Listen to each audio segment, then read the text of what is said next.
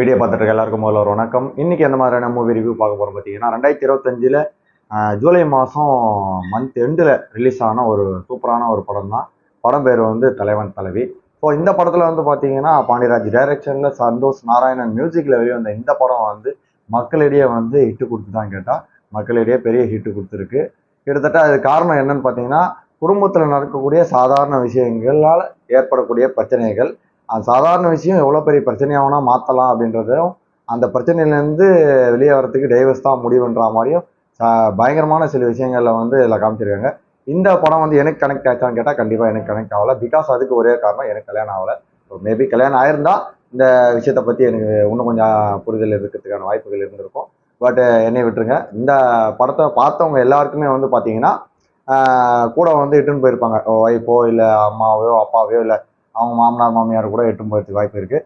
அதெல்லாம் கூட்டு போனதுக்கப்புறம் இந்த படம் பார்த்ததுக்கப்புறம் திருந்ததுக்கு வாய்ப்பு இருக்கான்னு கேட்டால் எனக்கு தெரிஞ்சு இதனாலே ஒரு பிரச்சனை வரதுக்கு வாய்ப்பு இருக்குது. ஏன்னா இந்த படத்தை கூட்டு போனதுக்கு காரணமே இந்தமாரி விஷயங்கள்லாம் நாங்களும் உங்களை பண்ணுறோம் அப்படின்றதுக்காக எங்களை காமிக்கிறதுக்காக தான் கூட்டு போனீங்களோ அப்படின்னு சொல்லி கூட ஒரு புதிய பிரச்சனையை உருவாக்குறதுக்கான வாய்ப்புகள் இருக்கிறதுக்காக இந்த படம் இருக்கிறதுக்கு சான்சஸ் இருக்குது. பட் ஆனால் படத்தை படமாக பார்த்தா ஹாப்பியாக இருக்கலாம். படத்தில் உள்ள பாசிட்டிவான விஷயங்களை மட்டும் நம்ம எப்பவுமே எடுத்துக்கணும். நெகட்டிவ் வந்து எப்பவுமே இக்னோர் பண்ணிடணும். ஸோ அப்படி படத்தை பார்த்தா மட்டும் தான் நமக்கு கொஞ்சம் படம் பார்த்த ஒரு பயங்கரமான ஃபீலிங்கே கிடைக்கும். ஸோ அந்த இப்போ கதையில் பார்த்தீங்கன்னா செம்மையான ஒரு விஷயத்த பண்ணியிருக்காங்க. ஃபேமிலி நடக்கக்கூடிய விஷயங்கள், அதுக்காக புருஷன் பொண்டாட்டிக்கு வந்து சண்டை நடக்குது.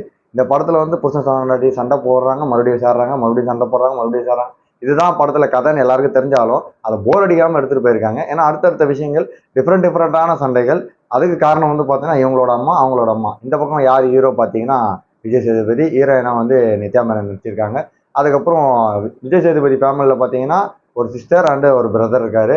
சிஸ்டர் வந்து பார்த்தீங்கன்னா ரோஷினி, அம்மா அப்பா யாரும் பார்த்தீங்கன்னா சரவணா, அப்புறம் தீபா சங்கர் வந்து அம்மா அப்பா ரோல் வந்து விஜய் சேதுபதிக்கு நடிச்சிருக்காங்க. இந்த பக்கம் பார்த்தீங்கன்னா பிரதரா வந்து நித்யா மேனனுக்கு வந்து ஆர்கே சுரேஷ் அவர்கள் நடிச்சிருக்காங்க. அப்புறம் அப்பா வந்து செம்மன் அவர்கள் வந்து நடிச்சிருக்காரு. ஸோ இந்த பக்கம் பார்த்தீங்கன்னா ஆர்கே சுரேஷ் ஒரு பயங்கரமான ரோடியா இருந்து அப்புறம் தங்கச்சியாக தெரிஞ்சிருக்காங்க. அப்பாவும் அதேமாதிரி பயங்கரமான ரோடியா இருந்து தங்கச்சிக்காக தெரிஞ்சிருக்காரு, அப்பா பொண்ணுக்காக தெரிஞ்சிருக்காரு. இந்த பக்கம் வந்து பார்த்தீங்கன்னா நம்பால சலிச்சவர் இல்லை, யாரை பார்த்தாலும் அண்ணன் தம்பி சேர்ந்து பொழகுறாங்க. அதுக்கப்புறம் பெருசாக சண்டையெல்லாம் போடாமல் அப்பாவும் அதேமாதிரி பிரச்சனைகள்லாம் பண்ணி செம்ம சண்டை பண்ணுறவர்.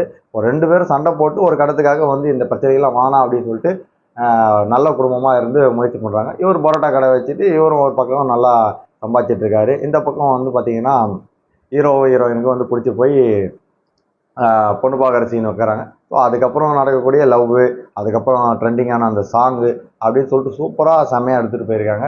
மியூசிக்கும் பார்த்தீங்கன்னா செம்மையாக பண்ணியிருக்காங்க. இந்த பக்கம் பார்த்தீங்கன்னா ஹீரோக்கு எந்த அளவுக்கு பயங்கரமாக மியூசிக் போடுறாங்கன்னா மாமனாருக்கும் ஒரு பக்கம் மியூசிக் போடுறாங்க.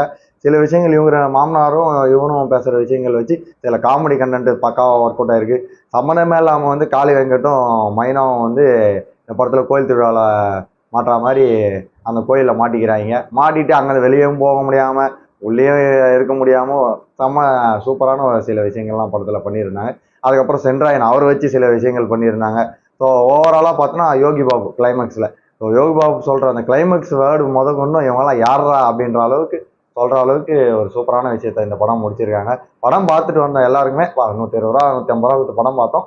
படம் பார்த்த ஃபீலிங் இருக்கணும்னா இந்த படத்தை தாராளமாக இப்போ பார்க்கலாம். நீங்கள் படத்துக்கு வந்து ரேட்டிங் என்னோட மதிப்பு 10க்கு 8.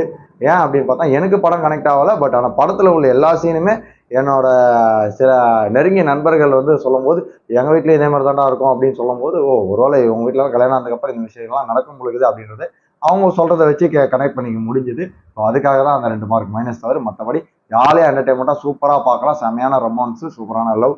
ஸோ இந்த படத்தை தாராளமாக போய் தேட்டரில் போய் பாருங்கள். கிட்டத்தட்ட 2வது வாரம் வந்து ரன்னிங்கில் வரப்போகுது இன்னும் 2 நாள் கழிச்சு. ஸோ எனக்கு தெரிஞ்சு 2வது வாரமும் கண்டிப்பாக இந்த படம் ஓடிட்டுருக்கோம். அதுக்கப்புறம் தான் கூலி படம். ஸோ மேபி இந்த வாரமும் எனக்கு தெரிஞ்சு இந்த படம் தான் மக்களை வந்து வசியம் பண்ணி வச்சிருக்கோம் அப்படின்னு சொல்லிட்டு இந்த வீடியோ வந்து முடிச்சுக்கிறேன். இந்த மாதிரி அடுத்த வீடியோவில் உங்களை சந்திக்கும் முறை உங்களிடமிருந்து விடைபெறுவது உங்கள் மணிகாந்த்.